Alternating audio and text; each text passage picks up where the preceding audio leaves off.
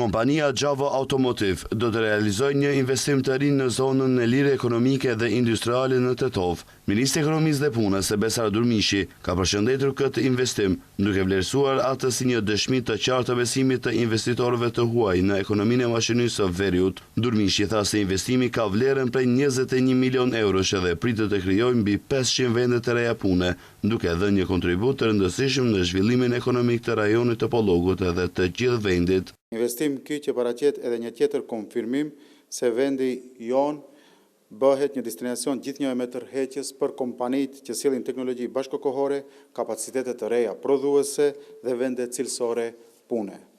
Është veçanërisht e rëndësishme që ky investim të realizohet në Tetov, në zonën industriale të Tetovës, zona e vetme zhvillimore teknologjike industriale në vend që është nën kompetencë të Ministrisë së Ekonomisë dhe Punës.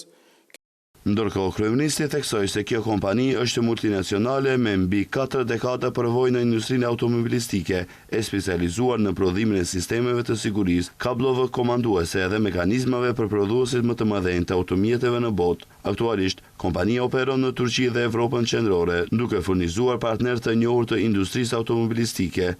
Ai tha se eksporti vjetor pritet të arrijë deri në 45 milion euro. Sipas tij, ky investim nuk përfason vetëm shifra ekonomike, por edhe besim në institucionet, politikat ekonomike dhe stabilitetin e shtetit.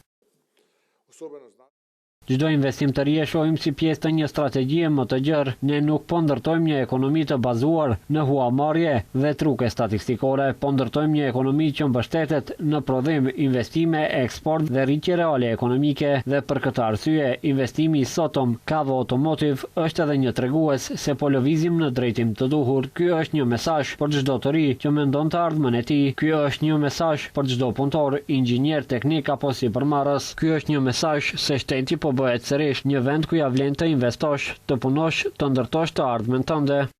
Në këtë konferencë për media foli edhe drejtori i drejtorisë për zonat zhvillimore teknologjike industriale, Goce Dimovski, i cili deklaroi se bëhet fjalë për një projekt të planifikuar me kujdes dhe me perspektivë afatgjatë, i cili do të gjenerojë efekte gjithnjë më të mëdha ekonomike në vitet e ardhshme.